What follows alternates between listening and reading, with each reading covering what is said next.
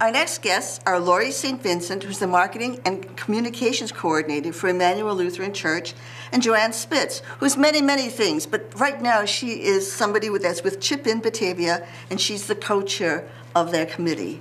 Welcome to the two of you. Thank you for joining us today. Thanks, Ellen.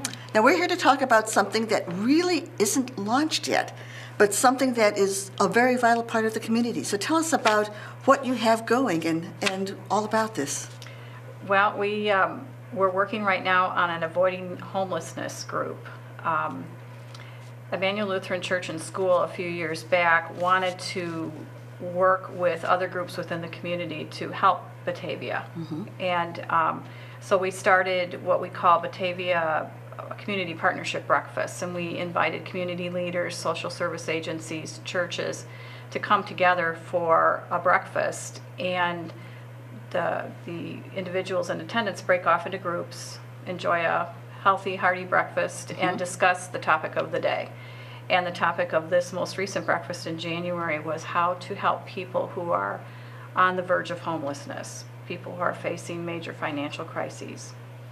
And the group decided that it was a much more complex problem than could be addressed that morning. Mm-hmm. And so they decided to have a subcommittee break off and study the problem and report back. So this group has met, I think, 5 times. Yeah. And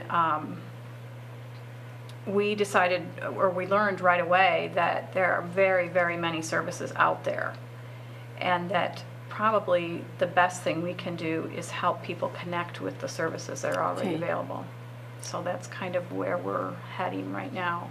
So what are some of the organizations that are participating in your subcommittee group? Well, Immanuel, Calvary Episcopal Church, Chip-In, Batavia United Way, the Food Pantry, Interfaith Food Pantry and Clothes Closet, Lazarus House,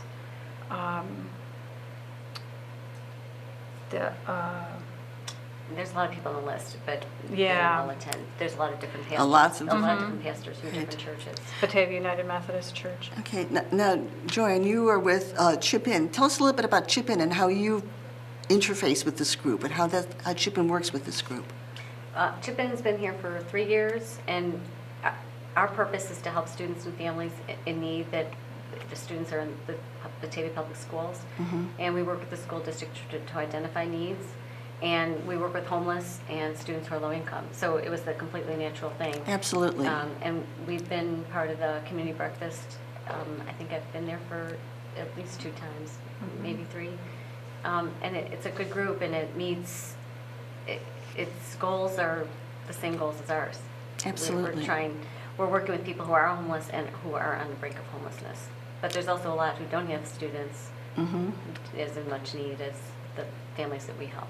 So part of the challenge you have then is to let people know that you're out there, that you have this consortium almost mm-hmm. that's there to help them. Right. It's relatively new. We're just starting to work on a mission statement and refine our goals. It's much easier for, I think, people with students. They mm-hmm. can call the school district, mm-hmm. and they have a lot of resources. I think it's a lot harder for people without students. And there's so many resources in this community that we thought we would have to make some. There's so many available, but the people don't know how to get them. Or they're embarrassed. They're embarrassed, and there's so many layers to their issue, they don't know mm-hmm. where to start.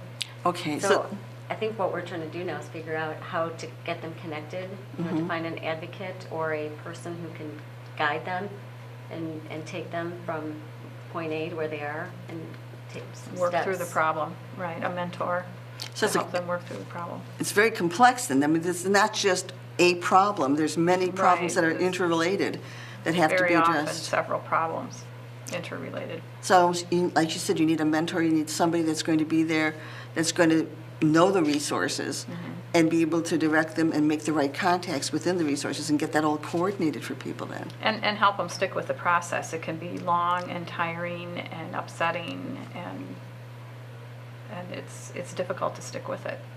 I can imagine, because each of the organizations, I'm sure, has their own intake process. They have their own qualifications, etc. So what have you thought of about what are the qualifications that would enable somebody to take advantage of your services?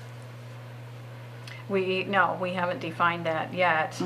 But someone who fears that they're about to lose their home or that feels they're in financial crisis, I mean, to the point that they would reach out, I would imagine anybody willing to reach out would be somebody who could benefit from what we hope to provide at some point. But primarily in the Batavia area then? Or- Yes. That's what this I group would, is. that's As what of this now. group is concentrating on. I would say Batavia Township, just like the Yes, closed yes. closet. And Batavia Township is involved in this group as well. Right. Okay. So now, one of the things you mentioned just now was the closed closet and the food pantry. They're participants in this. Yes. And so they would be able to help direct people toward, Yes. In a big toward way. in your services. Yes. Have you had very many referrals yet into your group, or are you For still... members For or- members. Yes, it seems each month we have a new member or two.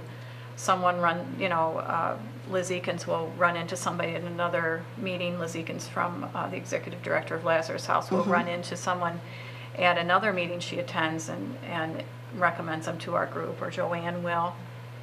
And it's been interesting to watch their group grow and expand with all these new voices. And every time you get somebody, you have additional resources Right, to exactly. offer. And they know someone who can offer another.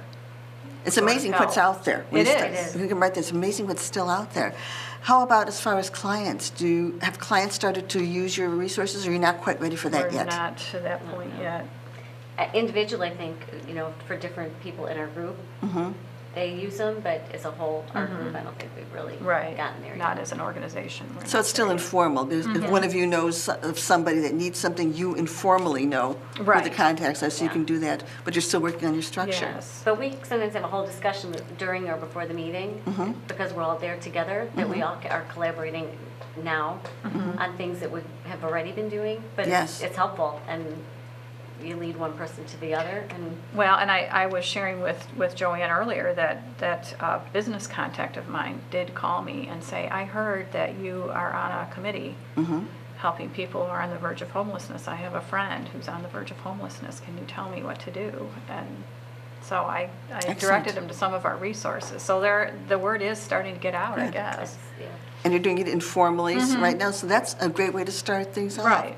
So now, if somebody was in need of your services, somebody is listening to this or hears about this and is in that situation that they're really fearful for losing their residence, what is the best way for them to start to access the information that you and your colleagues have? The first place they should probably try is the Interfaith Food Pantry and Closed Closet. Okay. They're very aware of all the resources that are available. And what about if somebody has got a passion for this? Somebody understands what you're trying to do, wants to contribute to this. What should they do if they wanted to maybe be a part of this or find out more about this? They could contact me on my office number. Okay, do you want to give us your contact information so they know? The number at Immanuel Lutheran Church and School is 630-879-7163. And my email is lstvincent, all one word, all lowercase, no period.